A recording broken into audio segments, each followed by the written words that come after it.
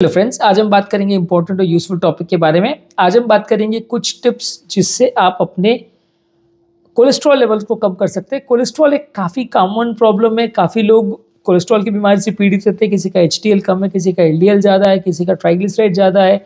लोग इससे परेशान रहते हैं। आए दिन ज़्यादातर लोग जो हमें मैसेज करते हैं उसमें एटलीस्ट 20-30% मैसेजेस जो डेली हमें आते हैं वो कोलेस्ट्रॉल संबंधित ही होते हैं। लोग अपनी लिपिड वैल्यू से परेशान रहते हैं।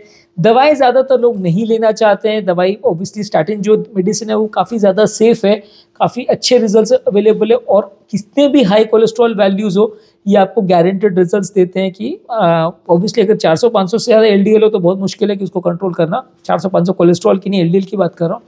पर अगर रीजनेबल रेंज में इवन 200, 250, 300 तक भी LDL है तो भी ज़्यादातर केस में आप कोलेस्ट्रॉल रिड्यूसिंग मेडिसिन से उसको कम कर सकते हो और टारगेट लेवल जो LDL का है उसके हिसाब से आप उसको ला सकते हो। ज़्यादातर स्टडीज़ ये शो करती है कि LDL लेवल्स को टारगेट करना ज़्यादा सेंसिबल है, ज़्यादा यूजफुल है और लॉन्ग टर्म उसके रिजल्ट्स ही ज़्यादा अच्छे हैं। बाकी ट्राइग्लिसराइड्स और HDL से थोड़ा फ़र्क ज़रूर पड़ता है, पर डाइटरी के हिसाब से उसको ज़्यादा टारगेट करना या मेडिसिन के हिसाब से उसको ज़्यादा टारगेट करना बहुत ज़्यादा ज़रूरी नहीं है। फिर भी अगर आप डाइट उस हिसाब से ले तो चलेगा, पर मेडिसिन को सबसे ज़्यादा LDL पर ही फोकस करना चाहिए। पर प्रॉब्लम बस ये है कि एक बार मेडिसिन ज़्यादातर चालू होती है तो लाइफ टाइम लेनी पड़ती है। ऐसा इसलिए नहीं है क्योंकि मेडिसिन खाने से आदत पड़ जाती है, ऐसा इसलिए नहीं है कि मेडिसिन आपके मेटाबॉलिज्म को सप्रेस करके परमानेंटली ख़राब कर देगा और आपको मेडिसिन इसके लिए आप डिपेंडेंट हो जाओगे, वैसा नहीं है। पर ज़्यादातर लोग जिनका कोलेस्ट्रॉल वैल्यूज़ कट ऑफ से बहुत ज़्यादा ऊपर है और जो लाइफस्टाइल मॉडिफिकेशन को नहीं मेंटेन कर पाते तो उनको फिर मेडिसिन लेना ही पड़ता है। ज़्यादातर लोगों को मैं 6 महीने का एटलीस्ट एक ट्रायल देता हूँ कि 6 मंथ्स तक आप ट्राई करो कोलेस्ट्रॉल का। अगर आप कम कर सको तो अच्छी बात है, अगर आप नहीं कम कर सको तो मेडिसिन तो है ही ऑब्वियसली। लेकिन मेडिसिन एक बार चालू होती है तो 80-90% केसेस में वो लंबे समय तक लेनी पड़ती है। लोग बंद कर दे अपनी इच्छा से तो अलग बात है, पर ऑब्वियसली जब भी आप बंद करोगे तो उसके अगले दिन या 2-3 दिन में आपका कोलेस्ट्रॉल लेवल्स पहले जितना था वैसा ही हो जाएगा। क्योंकि मेडिसिन इस बीमारी को क्योर नहीं करती है, कोई भी पैथी की मेडिसिन इसको क्योर नहीं कर सकती, कोई भी डाइट भी इसको क्योर नहीं कर सकता है। सब चीज़ों से कंट्रोल हो सकता है। क्योर और कंट्रोल में फ़र्क है। क्योर का मतलब यह है कि आपने थोड़े दिन उस चीज़ को किया और उसके बाद वो प्रॉब्लम हमेशा के लिए चलेगी और दोबारा आपको दवा की या डाइट की कभी ज़रूरत नहीं पड़ेगी। लेकिन कंट्रोल का मतलब है कि जब तक आप उसको मेंटेन करोगे तब तक वो कंट्रोल रहेगा। जैसे मेडिसिन आप रेगुलर लेते रहोगे तो कोलेस्ट्रॉल कम रहेगा, जहाँ आप मेडिसिन वापस बंद कर दोगे फिर से वो बढ़ जाएगा। तो कंट्रोल कर सकते हैं आप, डाइट एक्सरसाइज से क्योर नहीं कर सकते। तो इसलिए आज बात करेंगे कौन कौन सी चीज़ों से आप इसे कंट्रोल कर सकते हैं दवा के बगैर। इसमें पहला टिप है कि आप सोल्यूबल फाइबर्स ज़्यादा लीजिए। फाइबर्स साग सब्जियों में बहुत अच्छा होता है। जितना भी हाई फाइबर कंटेंट प्रोडक्ट लेंगे ये आपके जो बाइल बेसिकली कोलेस्ट्रॉल को ऑब्जॉर्ब करने का काम करता है पेट में, तो ये बाइल्स के साथ बाइंड कर जाते हैं सोल्यूबल फाइबर, जिसकी वजह से कोलेस्ट्रॉल बॉडी में इतना ईजिली ऑब्जॉर्ब नहीं होता और कोलेस्ट्रॉल ज़्यादातर मोशन के रास्ते निकल जाता है, एक्सक्रीट हो जाता है, जिसकी वजह से कोलेस्ट्रॉल लेवल्स ब्लड में उतना नहीं बढ़ते हैं। ज़्यादातर दिन भर में 5 से 10 ग्राम अगर आप सोल्यूबल फाइबर एक दिन में अगर आप लेते हैं तो उसका कोलेस्ट्रॉल लोअरिंग इफेक्ट काफ़ी अच्छा रहता है। और इवन अगर आप लोअर मात्रा में भी 3 ग्राम में भी लेते हैं तो भी आपको थोड़ा बेनिफिट ज़रूर मिलेगा, लेकिन ज़्यादा लेंगे तो ज़्यादा अच्छा है। जितना ज़्यादा बने साग सब्जी आपको लेना चाहिए। साग सब्जी फ्रूट्स और वेजिटेबल्स में वैसे फाइबर तो रहता ही है, लेकिन काफ़ी स्टडीज़ ने शो किया है कि आप अगर साग सब्जी ज़्यादा लेते हैं तो आपका LDL कोलेस्ट्रॉल लेवल लगभग 6% तक आप रिड्यूस कर सकते हैं। जितना ज़्यादा कुछ एक स्टडीज़ ने भी शो किया है कि ज़्यादा अमाउंट ऑफ फ्रूट्स और वेजिटेबल लेने से 10 साल में हार्ट अटैक या हार्ट प्रॉब्लम्स लेने का चांस लगभग 17% तक रिड्यूस हो सकता है। अगेन मैं वही कहूँगा कि आप 100% गारंटी एक्सपेक्ट मत करिए कि ये करने के बाद हमेशा के लिए सब ठीक हो जाएगा और फिर वो कभी करना नहीं पड़ेगा और कभी प्रॉब्लम नहीं आएगा, ऐसा नहीं होगा। हाँ, ये है कि जब तक आप उसको मेंटेन करेंगे तब तक आपको डेफिनेटली फ़ायदा मिलेगा। जो ये DIP डाइट वगैरह का कॉन्सेप्ट है वो यही है कि वो लोग बोलते हैं कि आप 1 महीना लो और वो हमेशा के लिए क्योर हो जाएगा। वो हमेशा के लिए क्योर नहीं होगा। आप वो डाइट मेंटेन करेंगे तो साग सब्जी वगैरह लेने से आपका उस टाइम पे कोलेस्ट्रॉल या शुगर या BP कम हो जाएगा। अगले जब आप थोड़े दिन के बाद उसको बंद कर देंगे तो फिर वो वापस हो जाएगा। तो वो डाइट से वो क्योर नहीं होने वाला है। डाइट क्योंकि उस डाइट में कोलेस्ट्रॉल कम है, क्योंकि उस डाइट में शुगर कम है, वो साग सब्जी है, उसका ग्लाइसेमिक इंडेक्स बहुत लो है, तो इसलिए बेसिकली उस टाइम पे शुगर और कोलेस्ट्रॉल वैल्यूज़ नहीं बढ़ेंगे, BP ज़्यादा नहीं बढ़ेगा। जब आप बंद कर दोगे तो अपने आप वो वापस बढ़ जाएगा, क्योंकि डाइट से इसका परमानेंट क्योर पॉसिबल नहीं है। एक्सरसाइज से भी परमानेंट क्योर पॉसिबल नहीं है। जब तक आप मेंटेन करोगे तब तक फ़ायदा होगा। नेक्स्ट है कि आप हर्ब्स और स्पाइसेस को ज़्यादा लें। इसमें बेसिकली अदरक, लहसुन और हल्दी, ये 3 चीज़ों को इफेक्टिव पाया गया है। इनको आप ज़्यादा साग सब्जी वगैरह में भी डाल सकते हैं, डायरेक्ट भी ले सकते हैं, कोई और चीज़ों में गार्निशिंग करने के लिए भी यूज़ कर सकते हैं। इसमें थोड़ा एंटीऑक्सीडेंट्स भी रहता है जो कि आपके बॉडी में प्लाक्स वगैरह बनने को थोड़ा कम करता है। इसके अलावा दालचीनी है, लौंग है, मिंट है, पुदीना वगैरह है, ये सारी चीज़ों को भी आप ले सकते हैं। इसमें भी एंटीऑक्सीडेंट्स रहता है, तो ये भी आपको हार्ट अटैक और इस तरह की प्रॉब्लम से कुछ हद तक बचाएगा, लेकिन ऑब्वियसली ये पूरी तरह इफेक्टिव नहीं होते। लहसुन के बारे में काफ़ी लोग हमें कमेंट करते हैं, क्लोव्स के बारे में कि उससे गार्लिक के बारे में कि उसका एक क्लोव अगर लेते हो तो आपका कोलेस्ट्रॉल लेवल्स कम हो जाएगा। कुछ स्टडीज़ ने ये शो किया है कि लगभग 9% तक एलडीएल रिडक्शन आपको मिल सकता है। यानी अगर आपका मान लीजिए एलडीएल कोलेस्ट्रॉल कट ऑफ से 10% 20% ज़्यादा है तो आप इसको लेके उसे कट डाउन कर सकते हैं। जहाँ वैल्यूज़ बहुत ज़्यादा जाएंगी तो फिर उससे भरोसे कंट्रोल नहीं होगा।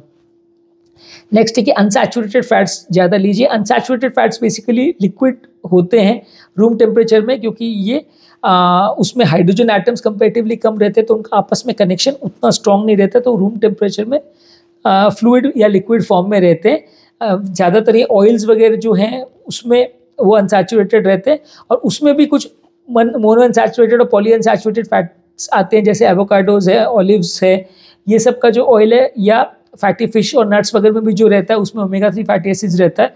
तो ये अनसैचुरेटेड फैट्स आपका कंपेरेटिवली फैट रिडक्शन करने में और कोलेस्ट्रॉल रिडक्शन करने में मदद करेगा। बहुत ज़्यादा नहीं लेना है, बहुत ज़्यादा दिन भर उसी को खाएं वैसा मत करिएगा, पर थोड़ा उसको अगर सब्सटीट्यूट करने के लिए यूज़ करेंगे तो अच्छा है। नेक्स्ट है कि ट्रांस फैट्स को अवॉइड करिए। ट्रांस फैट्स जैसे डालडा जैसे प्रोडक्ट होते हैं जो हाइड्रोजनेटेड ऑयल्स होते हैं, ये सस्ते पड़ते हैं इसलिए काफ़ी लोग इसको यूज़ करते हैं। इसमें ऑक्सीडेटिव तत्व बहुत ज़्यादा होता है, कोलेस्ट्रॉल बहुत ज़्यादा बढ़ाता है, इसलिए काफ़ी जगह पे तो ये बैंड है। यूएस वगैरह में तो 2018 के बाद से बैंड है। अपने यहाँ पे बैंड नहीं है, तो इसलिए ज़्यादातर लोग जो लोग स्नैक्स वगैरह बनाते हैं क्योंकि उनको सस्ता पड़ता है तो वो इसको काफ़ी यूज़ करते हैं। तो आपको जो भी फूड प्रोडक्ट्स आप ले रहे हैं उसमें अगर हाइड्रोजनेटेड ऑयल्स लिखा है या पार्शियली हाइड्रोजनेटेड ऑयल्स लिखा है तो उसको आप ध्यान से लीजिए, वो उसको मत कंज्यूम करिए, क्योंकि उसमें हाइड्रोजनेटेड ऑयल्स ज़्यादा होगा, ट्रांस फैट ज़्यादा होंगे, तो वो फ़ायदा नहीं, नुकसान करेगा, कोलेस्ट्रॉल वैल्यूज़ को बढ़ाएगा। नेक्स्ट है कि शुगर्स कंपेरेटिवली कम रखना है, आपको खाने में भी एक्स्ट्रा शुगर नहीं रखना है। और फ्रूट्स जिसमें फ्रक्टोज कंटेंट ज़्यादा होता है, ज़्यादातर हर मीठे फ्रूट में फ्रक्टोज कंटेंट ज़्यादा होता है, तो उसमें कंपेरेटिवली आपका फ्रक्टोज कंटेनिंग सिरप्स वगैरह भी जो लोग पीते हैं उसमें देखा गया है कि 17% तक आपका एलडीएल कोलेस्ट्रॉल लेवल सिर्फ 2 हफ्ते तक भी अगर आप इसको लेते हो तो बढ़ जाता है, और ऑब्वियसली कम करोगे तो उतना ही डिफरेंस आपका हो सकता है कम।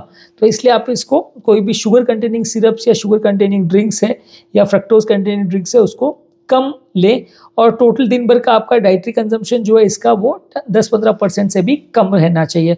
हालांकि बहुत ज़्यादा लोगों में ये 20-25% तक डाइटरी जो कार्बोहाइड्रेट का कंजम्पशन है उसमें लगभग 20 से 25% शुगर का कंटेंट होता है, तो जितना कम लेंगे उतना अच्छा। नेक्स्ट है मेडिटेरियन बेस्ड डाइट लेना है। मेडिटेरियन बेस्ड डाइट जो है वो कोलेस्ट्रॉल कंटेनिंग पेशेंट्स और बीपी और शुगर के पेशेंट्स के लिए भी सबके लिए रिकमेंडेड है। इसमें बेसिकली वैसे ही है कि साग सब्जी ज़्यादा लेना है, ऑलिव ऑयल ज़्यादा लेना है, होल ग्रेन्स फिश ज़्यादा लेना है, और डेयरी प्रोडक्ट्स में अगर लेना है तो लो फैट डेयरी प्रोडक्ट्स लेना है, रेड मीट अवॉइड करना है, अल्कोहल को अवॉइड करना है। तो इस तरह के पेशेंट्स में कंपेरेटिवली आपका एलडीएल कोलेस्ट्रॉल भी लगभग 10% तक रिडक्शन मिल सकता है, और हार्ट अटैक या हार्ट रिलेटेड प्रॉब्लम्स होने का चांस भी लगभग 50% तक रिडक्शन मिल सकता है 4 साल तक अगर आप इसको कंटिन्यू कंज्यूम करते हैं तो इसलिए ये जितना ज़्यादा आप फ्रूट बेस्ड डाइट लेंगे, वेजिटेबल्स लेंगे, साग सब्जी लेंगे, दालें वगैरह लेंगे, उस तरह आपको कंपेरेटिवली बेनिफिट होगा। सॉल्युबल फाइबर वाली चीज़ें जैसे कि एप्पल्स है, पेयर्स है, हरी साग सब्जी है, दालें वगैरह, ये सब में सॉल्युबल फाइबर कंटेंट ज़्यादा होता है, तो इसमें आप इनको ज़्यादा लेंगे तो आपको कंपेरेटिवली ये आपके कोलेस्ट्रॉल कंटेंट को भी कम करेगा, और इसमें आपका लॉन्ग टर्म आपका गट का कॉन्स्टिपेशन वगैरह का भी प्रॉब्लम जिनको है उनके लिए भी अच्छा है।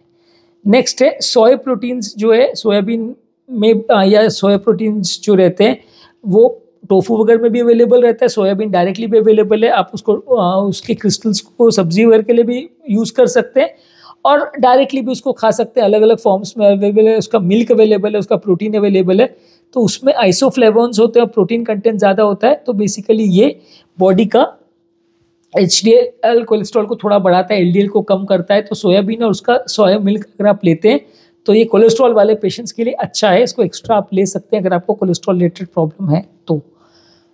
नेक्स्ट है ग्रीन टी लेना। ग्रीन टी में बेसिकली उसको अलग तरह से बनाया जाता है, उसका ग्रीन टी अवेलेबल भी है, उसको स्पेशली ब्रू किया जाता है। एक माचा ग्रीन टी करके अवेलेबल है, उसके साथ कुछ स्पेसिफिक स्टडीज़ हैं जो ये शो करती है कि कोलेस्ट्रॉल लेवल को लगभग 5 to 10% तक कम कर सकती है, यानी 7 मिलीग्राम्स पर डेसीलीटर तक कम कर सकते हैं। और इसको ऑन एन एवरेज दिन भर में रिकमेंडेड ये है कि 4 कप तक दिन भर में पीना चाहिए। हालांकि थोड़ा रिडक्शन अगर आप 1 कप भी दिन भर में पियोगे तो आपको मिल जाएगा। इसके अलावा कोलेस्ट्रॉल रिड्यूसिंग सप्लीमेंट्स आते हैं, जैसे कि नाइसिन करके आता है। नाइसिन एक मल्टीविटामिन है, उसका सप्लीमेंट्स आता है। 1 से 6 ग्राम तक डेली नाइसिन अगर आप लेते हो तो आपका एलडीएल कोलेस्ट्रॉल 19% तक रिडक्शन होता है। पर नाइसिन के थोड़े साइड इफेक्ट्स हैं, इसलिए फ्लशिंग फेस का अगर ज़्यादा होता है तो इसको थोड़ा देख के लेना चाहिए। मेडिसिन के रूप में बहुत कम इसको यूज़ करते हैं कि साइड इफेक्ट्स थोड़े ज़्यादा हैं इसके। इसके अलावा साइलियम करके हस्क आता है, वो बेसिकली एक फाइबर कंटेंट है जो कॉन्स्टिपेशन के लिए ज़्यादातर लोग यूज़ करते हैं।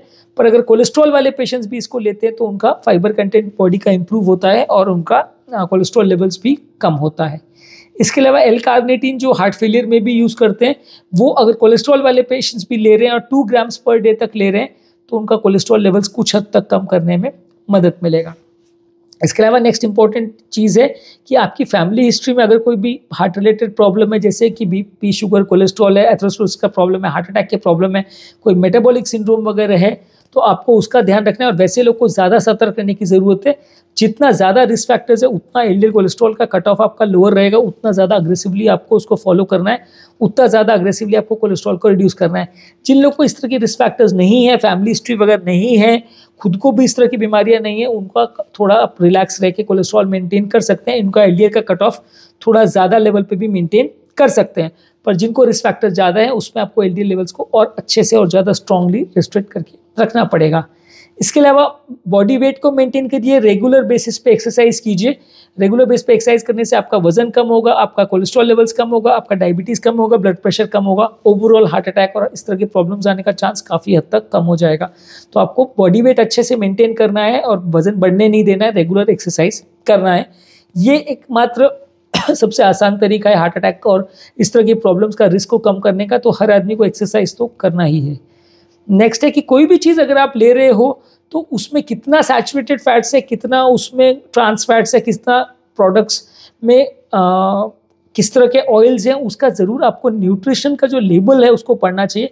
अपने इंडिया में एक थोड़ा सा ये है कि स्ट्रिक्ट गाइडलाइंस इतने नहीं है, तो इसलिए हर फूड प्रोडक्ट में ये लिखना कंपलसरी नहीं है। ज़्यादातर जो ओपन मार्केट में मिलती है ऑब्वियसली उसमें तो ये सब चीज़ें मेंशन नहीं मिलती हैं, पर फिर भी जो पैक्ड मटेरियल मिलता है उनका कंटेंट को ज़रूर पढ़िए, तो आपको एक बेसिक आइडिया हो जाएगा कि उसमें क्या क्या कॉन्स्टिट्यूएंट है। तो उसके बेसिस पे आप सिलेक्ट कर सकते हैं कि आपको क्या लेने की ज़रूरत है। जहाँ तक पॉसिबल हो सैचुरेटेड फैट्स को कम रखिए। अनसैचुरेटेड फैट्स जैसे कि एवोकाडो ऑयल है, कैनोला ऑयल है, ऑलिव ऑयल है, इनको ज़्यादा रखिए। सैचुरेटेड फैट्स जैसे बटर है और कोकोनट ऑयल है, इस सबको मत लीजिए।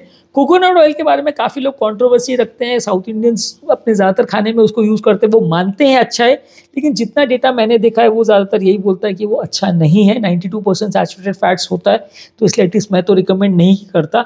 जो लोग लेना चाहते हैं वो अपनी रिस्क पर ले सकते हैं।